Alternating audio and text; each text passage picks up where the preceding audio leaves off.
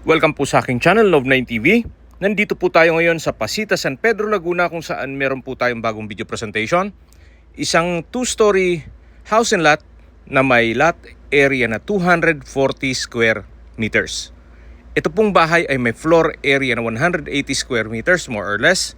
Titulado, buhay po ang may-ari, kaya wala po kayo maging problema sa documentation o sa transfer ng title. Meron pong 5 bedrooms at nandito na po tayo sa living area o salas. Ang mga makikita nyo pong kagamitan ay hindi po kasama yan. Ito po yung dining area at meron pong access door papunta naman sa covered na garahe. Dito po sa baba ay meron pong common toilet and bath na maayos naman ang toilet fixtures at ito yung naka-tile bathroom wall. Dito po sa baba ay meron pong 3 kwarto. Ito po yung unang kwarto. At dito naman po sa kabila yung pangalawang kwarto na malaki naman po ang espasyo nito. At meron din pong wardrobe. Dito po sa kabila ay yung pangatlong kwarto.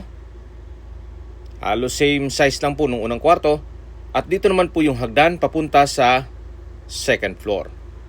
Ang full video presentation po ay mapapanood nyo sa aking YouTube channel na Love9 TV.